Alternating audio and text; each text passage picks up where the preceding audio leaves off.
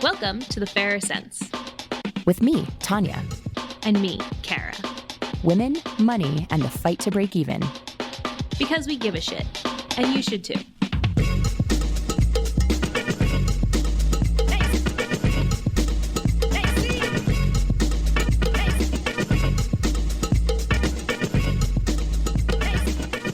Today, Exploring Financial Relationships Part 1. Money and Friends. Hey, Tanja. Hey, Kara. We meet again.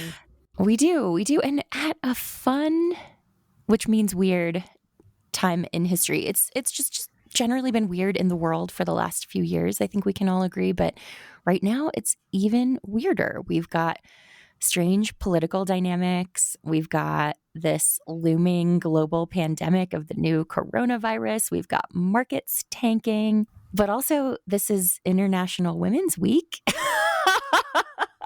And thank God for that. Okay. Shout out my girl, Oprah. We see you. You are our beacon in the darkness, Oprah. And obviously we have each other and all the amazing women and, femmes in our lives. And yeah, you're right. It is a very weird time. I think it's a time where it's very easy to feel a lot of fear, a lot of stress, a lot of uncertainty. And to your point, yes, lots of people have been feeling that for many years. But right now it feels like everything's hitting at once. So we're here as your friendly podcast hosts to kind of unpack some of this and to talk through it. I think that the framing for this year's International Women's Day, which is on Sunday, but this is the whole week, is a good way to kick off the whole conversation. The framing this year, so this year it's about each for equal, which is an interesting combo of taking individual action to create broader systemic change, which is in reality how change happens. Their statement this year says, equality is not a women's issue, it's a business issue. Gender equality is essential for economies and communities to thrive. A gender equal world can be healthier, wealthier, and more harmonious. The race is on for the gender equal boardroom, a gender equal government, gender equal media coverage, gender equal workplaces, gender equal sports coverage, more gender equality in health and wealth. So let's make it happen. Which, of course, we agree with all of that. But it's especially interesting because right now, as we're facing down this new virus around the world, we're also in a country where well more than half of the people who earn minimum wage and are unlikely to be able to stay home if they're sick or are likely going to have to serve others as sick people are women. Women are disproportionately affected by all of this stuff. And so it's an especially pressing time to think about how inequality is a business issue. It's going to hurt businesses that employ a lot of women, but it's also going to hurt all of us that we don't treat all people, but women included in that, fairly.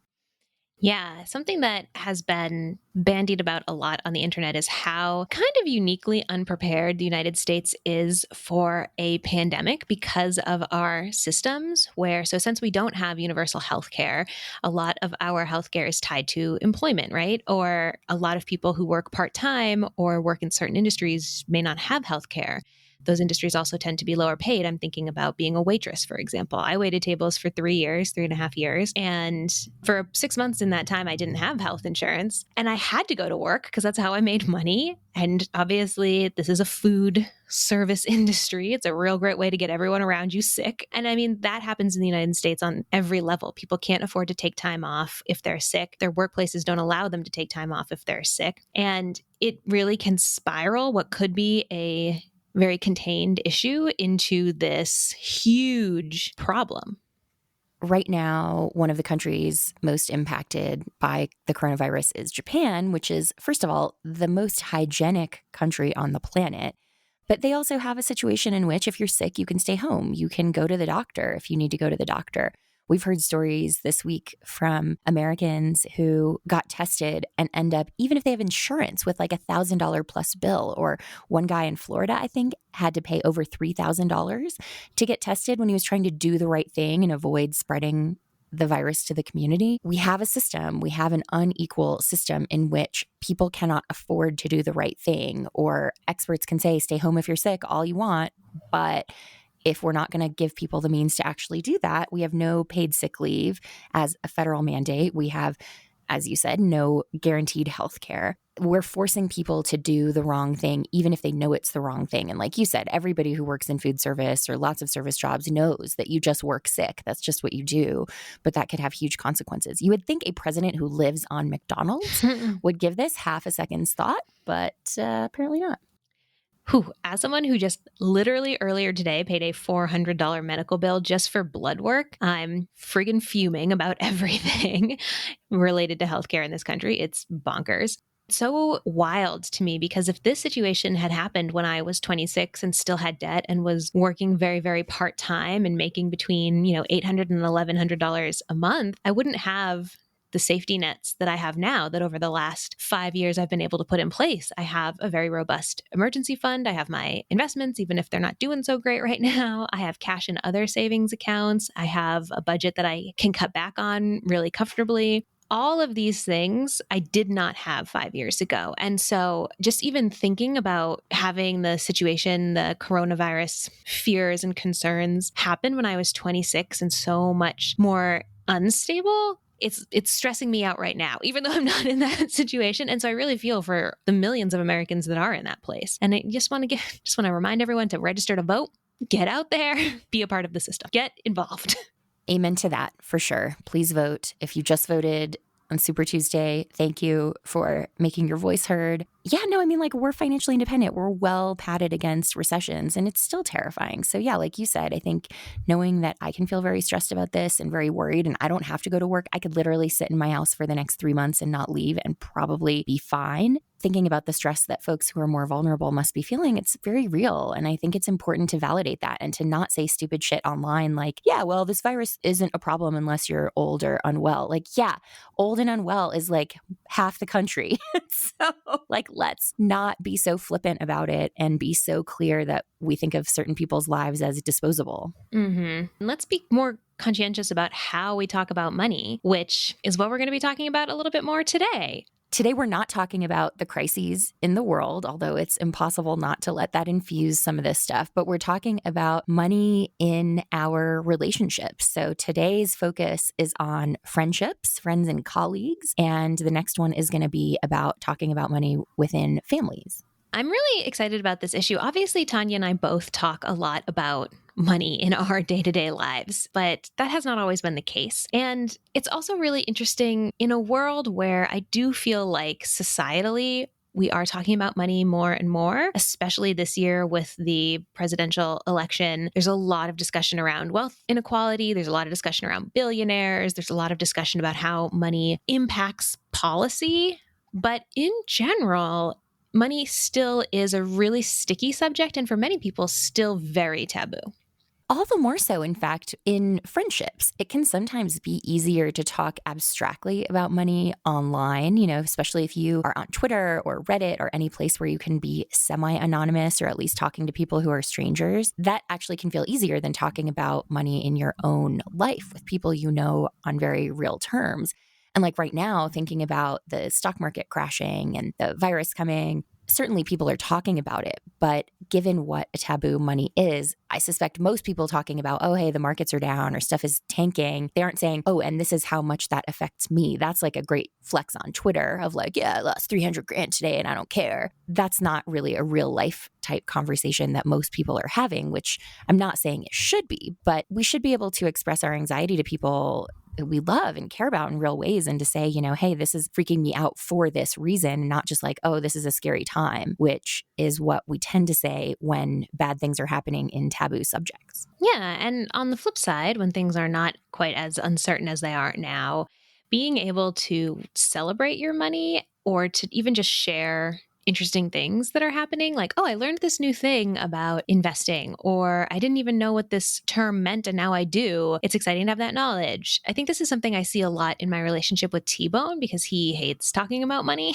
And obviously every day I am talking about that money. And what I've noticed is in our time together, he has gotten better about coming to me and saying, hey, I hit this, debt payoff milestone, or I got a raise. And he's still a little reluctant to celebrate it, but he knows that I'm going to be excited about anything money related. So I think that's also really important. Money is not always doom and gloom. Money is power, it's control, it's freedom, it's opportunity. And wanting to be able to have those conversations with your friends, with your family, with your coworkers, I think is amazing. And so we have to have the language and the opportunity to do so. It's interesting because money within obviously a romantic partnership relationship is not something you can avoid. Doesn't mean everyone wants to talk about it like T-Bone, or that everyone is going to be the opposite of that, of Mark asking me how much I earned on our first date.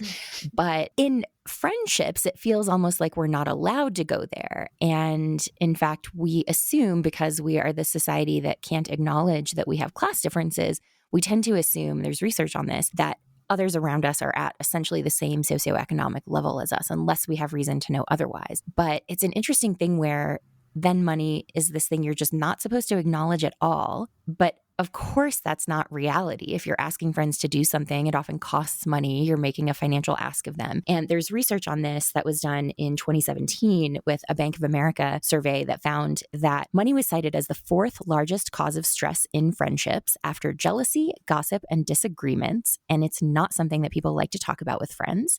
The only thing people like to talk about less with friends is personal hygiene. They are clearly not talking about women who like to discuss anti-aging products.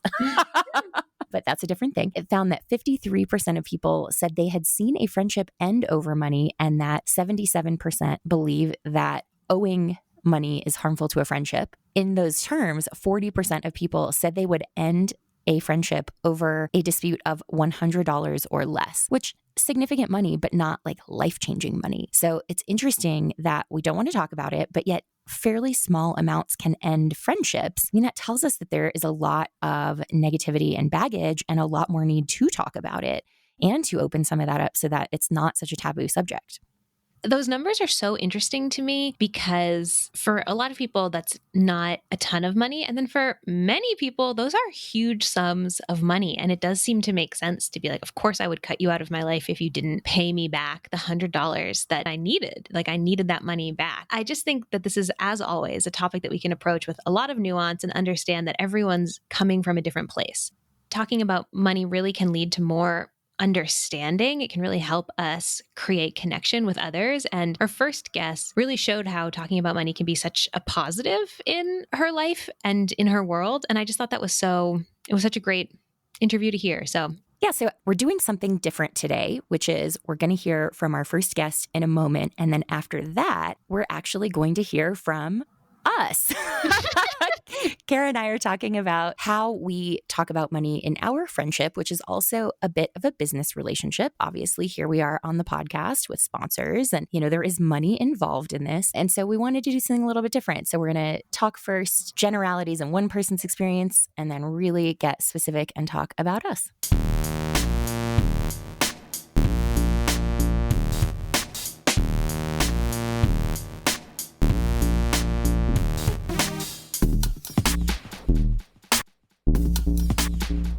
For our interview today, I spoke to Kiersten Saunders, who is half of the blogging couple at Rich and Regular. She's also speaking with me and Kara at the Ecuador Chautauqua in August, which we'll have linked again in the show notes. Please come join us. It would be so great.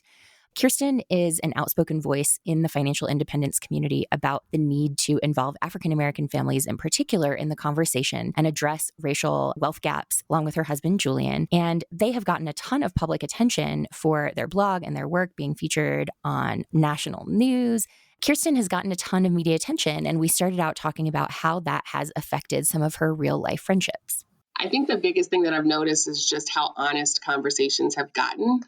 We've normalized lying to each other through omission so much. Like when you ask somebody how they're doing, they'll just say good. They won't ever mention that they're wrestling with a money issue or that, they argued with their spouse over whether they should go to a destination wedding that they were invited to after they decided that they weren't going to take a vacation. Now I get more access to people's conversations and arguments with spouses, and they're not always negative arguments, but it's become a lot more honest and intimate. I think when I started to talk about money, I assumed that people would avoid the topic with me. And that has been the case in some relationships where people now don't talk to me about money or the exciting things that they've purchased because they feel like I'm going to judge them.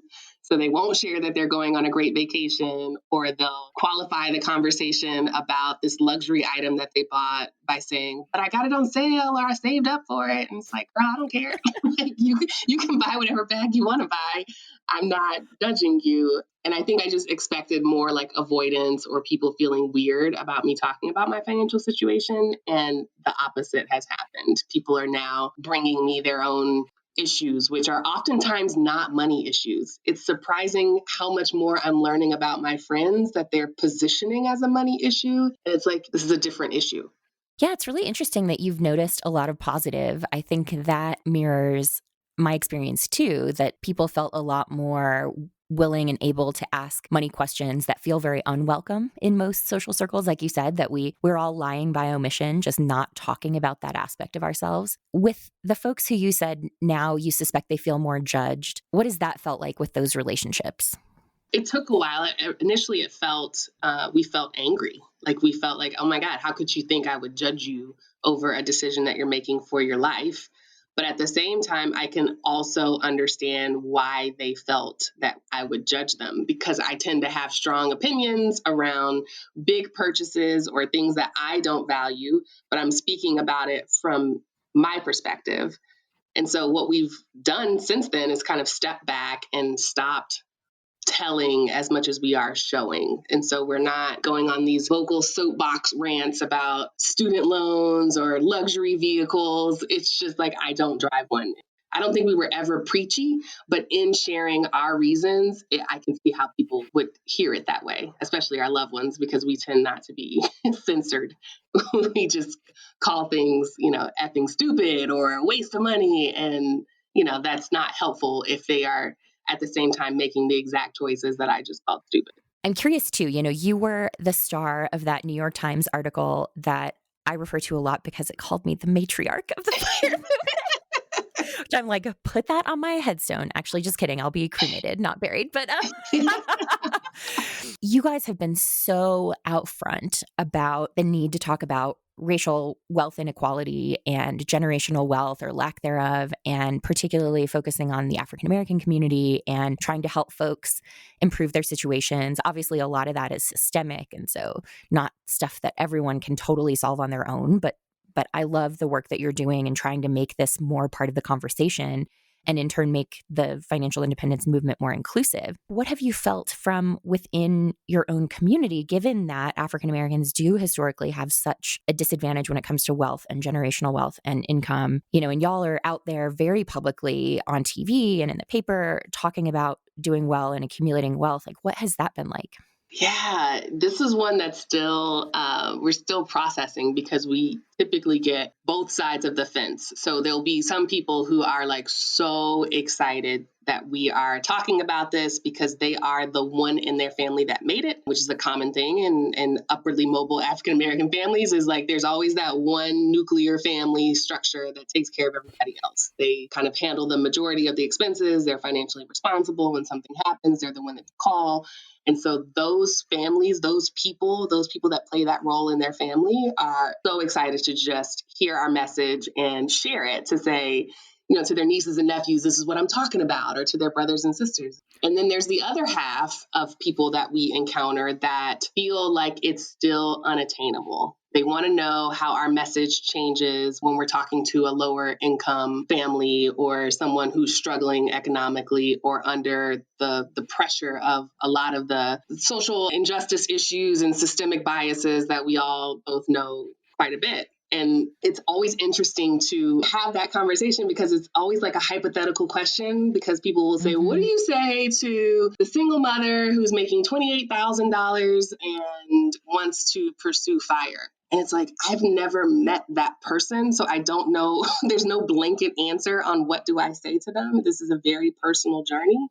But the first thing I would say is that, like, it's not your fault. It's not your fault that you feel stuck. It's not your fault that you are making less than the poverty line if that's your situation. And early retirement might not be the thing that you need to think about right now. It might just be that there is something lower on the spectrum of financial independence that allows you to not have to work 3 jobs, or that will allow you to take a week unpaid so you can go see your family member, or allows you to send money to a relative. Like, there are other levels of freedom that lower income households just haven't experienced yet that we would tackle way before we encourage them to save 50% of it. It's this idea that those who are living in poverty right now are coming to us and saying, how do I make this work? It just feels such like a detached question that's not my audience. That's not who I'm talking to. I'm talking to the people who can, who have disposable income, who can save, who can make different choices with their budget. And I'm not trying to preach or bemoan people who are already in a tough place.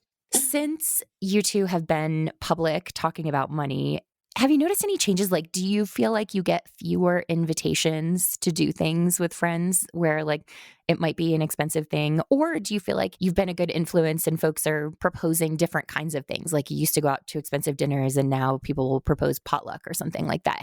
Just day to day, have you noticed any differences like that?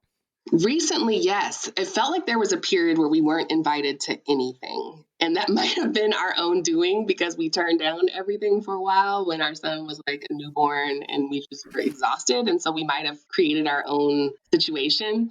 But now we tend to get invited to more things. Like, people want to have more lunches. And over those lunches, we're not just like talking about weather. Like, we get into all the topics that you're not supposed to discuss: politics, religion, money. Like, they're just way richer and like more intimate.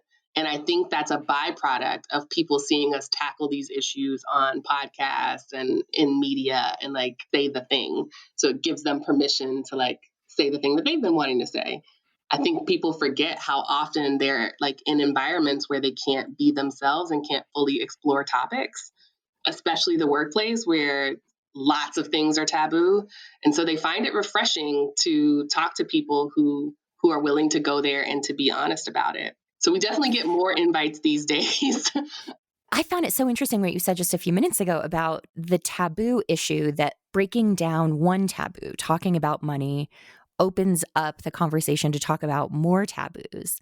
I've never heard anyone say that before. So I'm just really intrigued by that. I mean, obviously, I think people are talking about politics more given where we are in the world, but that's coming up more, religion, all that stuff. I was just fascinated by that answer. Yeah, it's a really interesting dynamic, especially with couples, because the spouse will tell the other person or be telling us a story that they haven't shared with their spouse yet.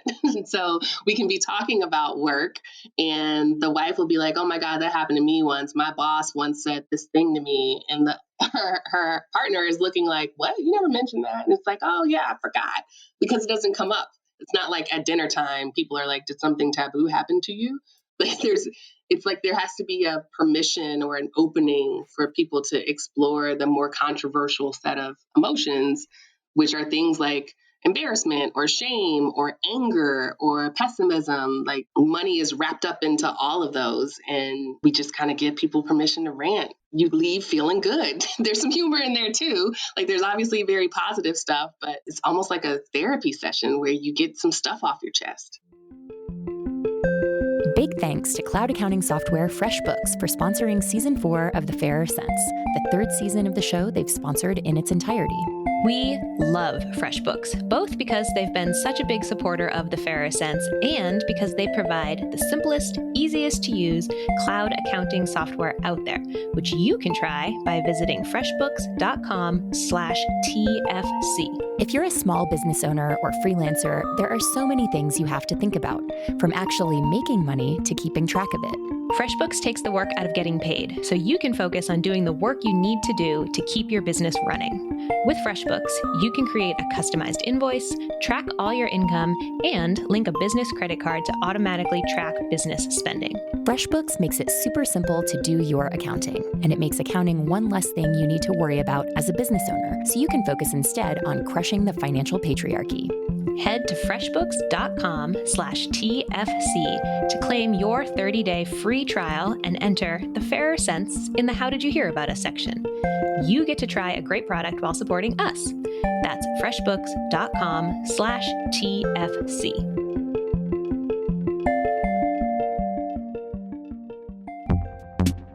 People we love living longer? Very cool. People we love running out of money later in life? Not cool. Age Up is a new product issued by MassMutual and sold by Haven Life that helps solve the problem of loved ones outliving their money. Age Up buffers families from the financial strain of supporting loved ones who live longer than their current financial reality allows. Here's how it works. Age Up helps adult children in their 30s and 40s who worry their parents won't have enough money to last into their 90s and beyond. You pay the monthly premiums for Age Up and then receive the monthly payouts once your parent reaches the trigger age. The purchase process is simple, straightforward, and 100% digital. There's no upfront contribution required, and monthly premiums can start as low as $25. Women are paid less throughout their career and are more likely to be family caregivers. Age Up is a product that can help lessen financial burdens on women as their parents age. Head to age-up.com/thefairerscents to get started and see how Age Up can help you provide for a loved one who lives past 90. That's age-up.com/thefairerscents.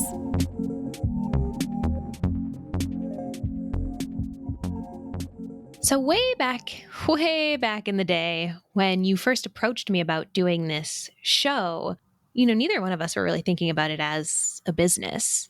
It was just something that you were excited about, I was excited about. And the more we talked about what we felt we could bring to the personal finance podcast sphere and what we were excited to share, the show developed out of that. And then as the show kind of grew legs and grew on its own, the business side has kind of trickled in, and thus the money conversations have kind of trickled in, which has been really interesting.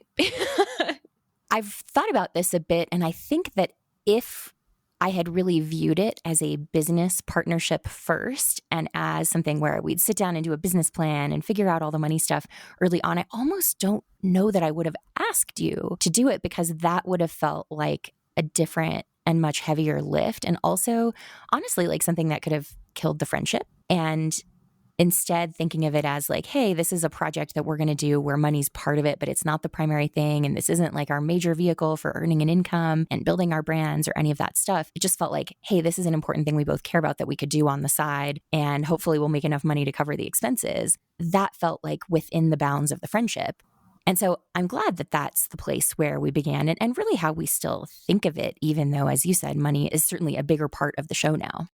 Yeah. And well, it has to be. As the show has grown, we've had to have discussions around, should we begin to outsource editing? And we pay for thefairerscents.com and we pay for the hosting for the show. So the show takes money. So it has to be a part of the discussion of the show.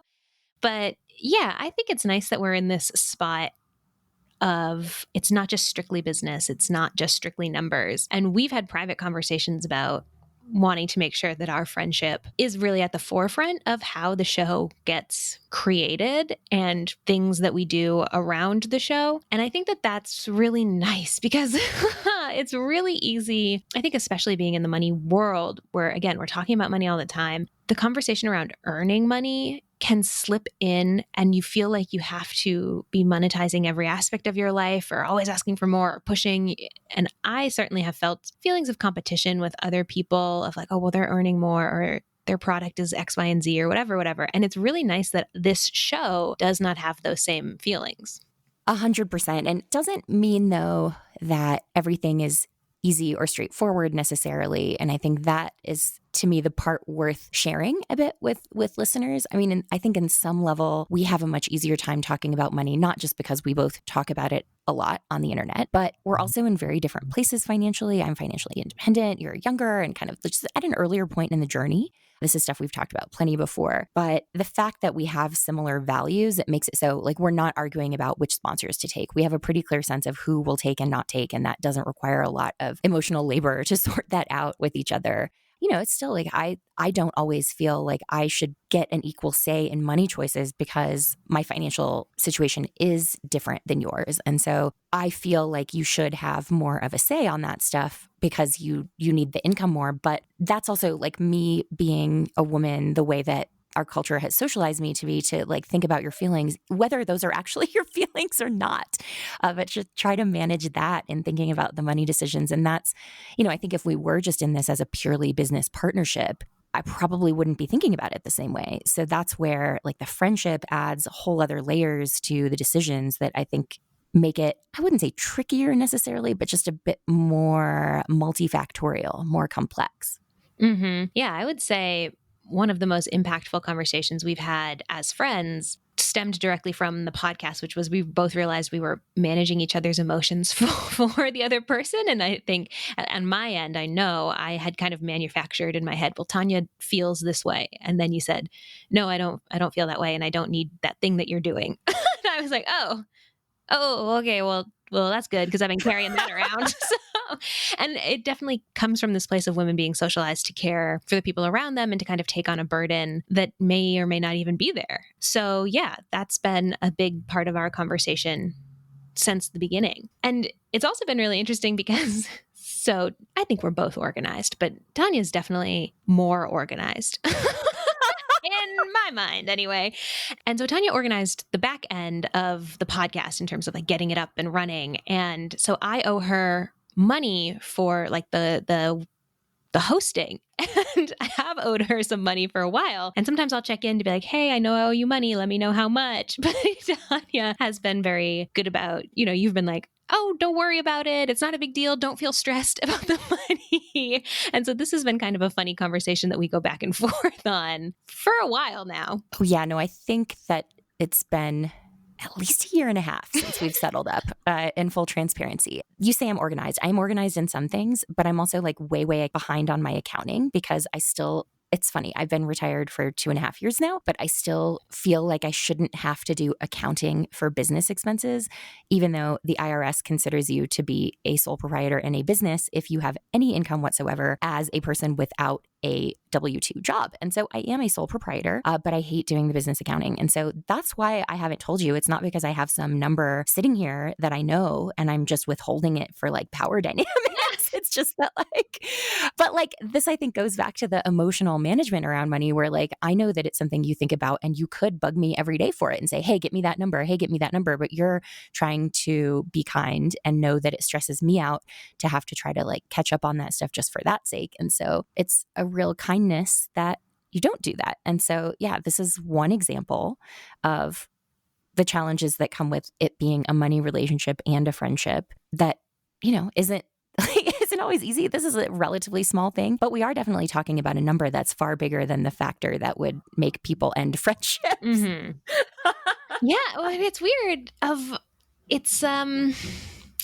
want to make sure that I settle up with you because I don't want you to think that I'm like mooching off of you or that I expect that you will take care of this because you are financially independent, and I'm still out here hustling. And so there's that kind of anxiety on my end. And then it's also like, I know you don't think that. You've been so clear about that. And so it's interesting, again, just how we talk about money when we are in different places. There's a lot that goes into that. There's just a lot, even though we're friends, we talk about money publicly, professionally, just as out of an interest. And still there are all these emotions kind of bubbling beneath the surface of our conversations about money, let alone what people who don't regularly think about this kind of stuff might be trying to express about their own finances. Yeah. And I think it's not just money per se. I think it's also, you could think of it as labor in a larger sense, because we talk all the time about how labor has value, our time has value, our work has value, and how we as women should fight for what we're worth.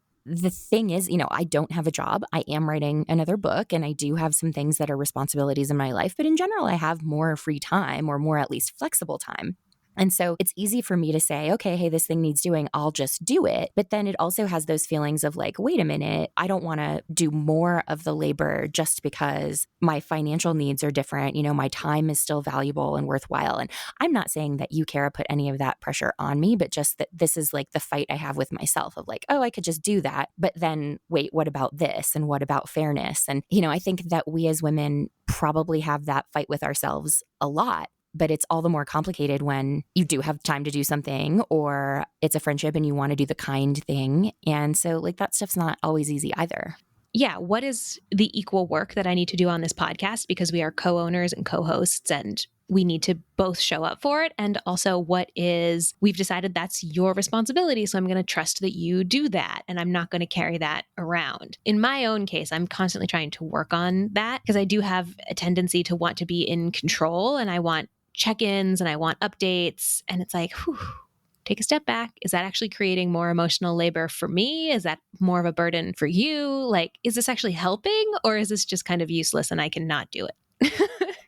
Yeah. And I think there are no easy answers. It's like that might be true. It might be both more emotional labor for you and still what you need to feel like you can do the work. I think when you add friendship on top of all of that, it just makes it more complicated because you are then thinking about, okay, well, how might this thing, if I need this thing and it sucks for you for me to ask for it, how would that affect the friendship? And then should I not ask for it? It's like we've talked pretty much the entirety of the show. I still edit and have made peace with the fact that I want to do that because we talk about a lot of nuanced stuff and I want to have the final say on what stays in. And, you know, sometimes when we're recording, we say something and it seems right in the moment and then you listen back and go like, that came out wrong. That doesn't sound sensitive enough, or, you know, things like that are just important to get right. That's something that we care a lot about. And so that's something we want to hang on to, but like outsourcing some of the production, which is a big piece that goes in on the front end of figuring out what are all the themes we want to cover and who are the right guests for that. And we are so picky about who guests are. That takes a lot of work, and then finding people to reach out to and doing the follow-up. And a lot of folks say no just because they're busy, or, you know, other folks say yes, but then you've got to schedule them. Like that's the kind of stuff we want to outsource. But then it's hard also for me to think about like, okay, I want to commit some of our joint resources to paying a person to do that, even though I technically have time for it. That feels very selfish to even make that ask and feels like something that could impact the friendship, even though from a business perspective, it would be a no-brainer. But because it's a business and a friendship, you know, that's the stuff where I really get stuck. And it's good that we are in constant communication. And so we can have kind of more ongoing conversations, but that's often the barrier I feel in even being able to bring up things that I need, where if it was a purely work setting, I would have said it months ago, that kind of thing. I think that is important to acknowledge. Work comes in many forms and people have different priorities, and that all needs to be acknowledged and taken into consideration. That's something that definitely requires a little more emotional effort, but it's also something that I think is well worth the effort, because anytime you read those stories, like, did you read that, oh my gosh, the Away piece that came out a couple months ago about the luggage company Away and how one of the the toxic boss. Oh my God. Listeners, if you haven't read this piece, Google CEO Away expose or something. We'll find it and put it in the show notes. This woman, I feel very comfortable saying, was a terrible, terrible boss. And she was emotionally manipulative and she took advantage of people. And I never want to be that type of boss. And not that I'm your boss, but I am your business partner. And I never, ever want to approach things from that kind of toxic, messed up place. And so I think it's well worth taking the time to have longer conversations and to hear what's going on, you know, emotionally, mentally, physically in life. Like, are you and Mark good? What's happening? Like, so because all of that comes into the show to an extent, into the time that you have to dedicate to the show, into the time that I have to dedicate to the show, into what we want to talk about, everything. So again, yeah, the personal is mixed in with the business over here on this show. And honestly, I like it, but it's not always easy to navigate. You know, the Away thing is a really toxic and extreme example of it. But in general, I think that the trend of talking about work as a family and we're all in this together and all that, I think that is like manipulative bullshit and is super toxic and doesn't belong at work, because we might call it at-will employment, but we know that for the most part, employers have all the power there. They expect employees to be loyal to them, but they are not necessarily loyal in return, or they may strive to be loyal, but then when the chips are down and economic times are tough, that loyalty disappears. And so talking about work as family or friendship, I think we have to be real that work is fundamentally an economic relationship, but that doesn't mean you can't also make a choice in different things to make something a business relationship that is friendship first. And so I agree with you. I don't think this show could be what it was if we were just people who knew each other a little bit but decided to enter into a business relationship without really being friends first. I think that the power of the show is that we can challenge each other, even though we tend to agree a lot.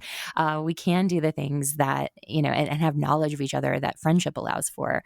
And to get into some stuff that maybe would feel too personal or too difficult otherwise. So I totally agree. I think it's worthwhile, but you just have to go into it and know that some of this stuff isn't going to be easy. Some of it's going to be emotionally loaded. There are going to be things you have to navigate because not everyone is on perfectly equal economic footing, and that's going to add complication. And so if you go into that, I think with your eyes open and also know that it can still be worth it, and also maybe set up some boundaries, set up some things that say, okay, these are places where this is going to make me too uncomfortable, or this might be actually damaging to the friendship, that you know what those parameters are. I think that's really important too. I recently texted this to a friend, but boundaries are beloved.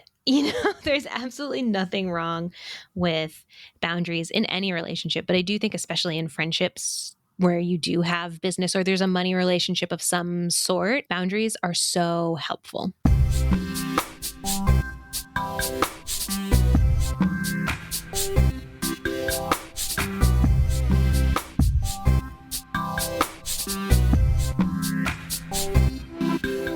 So 2 very different conversations today that I'm glad that we're getting to share, because I think so often conversations about money and friendship are really at the shallow level of like, don't make everybody split the check if one person got a steak and 5 glasses of wine and one just had a side salad. And like, yes, that's true. Don't do that.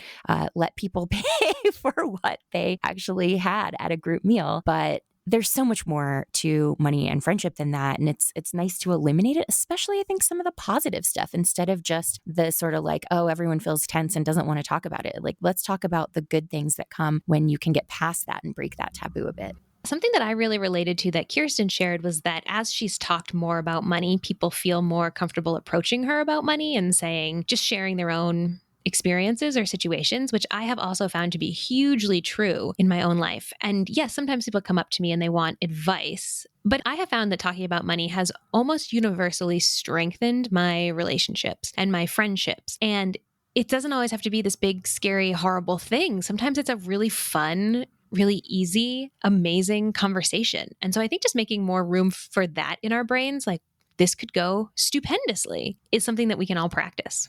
I totally agree. And I think that leading by example of signaling openness to talk about it instead of being the preachy friend who has all the right answers and is happy to judge you, I mean, that is the wrong way. But if you can just signal openness or talk about it in ways that show you're comfortable with it, that signal to people that you're game to talk, you're happy to create space for that, you are a safe space for them, as Kiersten said, those are things that are ultimately really healthy. And we found honestly, nothing but positive. I think very similar to Kiersten and Julien, when we first started talking about our early retirement in media, I wondered how much that would change people's perception of us. And we really haven't seen any negatives in our lives, which has been really great. And what's interesting though, like to psychoanalyze myself a little bit, even though that's been true, I still went into that chat with Kiersten thinking, oh, I'm going to hear all the dirt now. I'm going to hear all the people who couldn't handle being friends with them anymore, or who realize like, oh, we're actually in very different financial situations and I feel uncomfortable with that and I don't want to talk to you anymore. And there was very little of that. And I kind of had to check myself and think, oh, like, even though I had this personal experience, I just assumed everyone's experience talking about money with friends was negative, and that's so not true. And so I hope that that's also a takeaway for you listening, because there's just so much to be gained. And I so loved Kiersten's point about breaking one taboo being kind of like the gateway drug to break many taboos, so that all the things we're holding back on talking about become much safer when we break through on one thing. Mm-hmm. Yeah. I often say in my coaching practice or at my events, money can so easily isolate us, because whether you're embarrassed or ashamed to talk about it, or you just don't know how because no one in your family ever did, it can just really put you by yourself. It can silo you. And so being the person to just be like, hey, do you budget? Or like, do you have an investment account? Just whatever, these very smaller questions to begin with does open this door to more engagement on a lot of different fronts, like Kiersten said. And really, you can get to know someone better by just, like you said, being open to these conversations of just letting people know, like, I'm willing to go there on a lot of different fronts because I'm willing to know you better and I'm willing to have you know me better. Yeah, and I think you can put it in terms that don't make people feel pressured to share numbers. Although, as we have talked about here before, certainly talking about numbers, especially on salary with people in similar fields to you, is really helpful. And pay transparency helps everyone, especially those who are underpaid. But you still don't want to put pressure on your friends to divulge stuff they might not feel like divulging, at least not at first. Maybe they have to warm up to it. But you could say something like, hey, is there anything that you're saving toward? I'm saving for this vacation, or I'm saving to buy a home, or, I'm saving because a global pandemic might be coming. And so having more cash on hand is probably a good idea. Like you can talk about kind of big life goals in financial terms that don't require specifics. And like Kara said, let you know somebody better, let you relate to each other on a different level. I mean, stuff that can be very, very healthy. And also just honestly, we need to do this more. We have such unhealthy views around money, and we all believe false things about others. We think others are doing better than we are when the stats show that they're probably not. And so much of that could be remedied if we just talk about it more.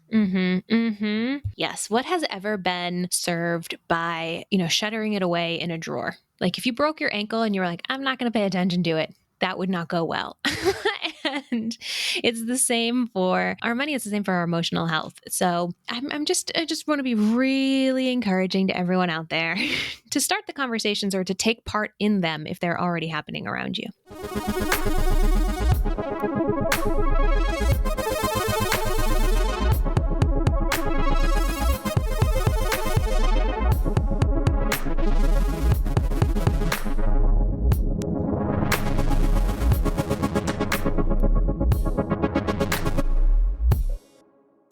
We'd love to hear from you if you have stories of talking about money with friends or colleagues, work friends, or if you've gone into any kind of a business arrangement with friends, even if it's something short-term or one-off. Let us know how that's gone. You can email us at fairersense@gmail.com or tweet at us or DM us on Twitter or Instagram at fairersense. We're going to do a bonus episode at the end of the season and read a bunch of listener mail, so please get in on that. If you want to leave us a review, we love those reviews. And the best thing you can do to help us out, really, that's free, is tell a friend. Share the good word of the Fairer Sense with the people in your life. Introduce us to more people. It really, really helps us grow. Yeah, and if you're looking to talk about money more in your life, what better way than to let this episode be a gateway drug? Share this with some friends who you want to talk about money with more and say like, this made some interesting points. Maybe we should talk about this more. We are here for you, helping lube up those social conversations. Oh my gosh. We're the lube in this situation. Wow. I never thought that I'd be here, but here we are. Hashtag be the lube. Be the lube. Use it, people. I'm going to start searching that hashtag on Instagram and just popping into conversations. Maybe not though. That could be real gross. Like maybe don't Google that. You know what? You're right. We're going to back away from that idea. Not every idea is a good idea, folks. Sure not. I'm disavowing my own hashtag. But share the show. Thank you for listening. Thank you for reviewing. And until next time, when we're going to talk all about money in family relationships, stay rad. Stay rad.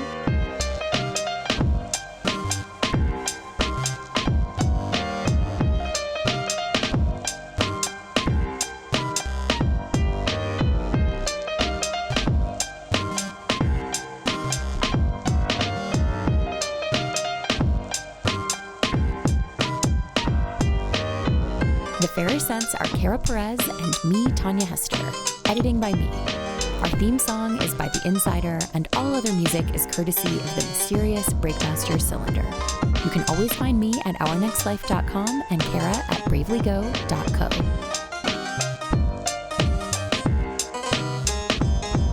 It really, really helps us grow. And period. It just really, really helps us grow. Yeah, people say all this stuff about like it helps you climb in the charts and all that. It's lies. None of that matters.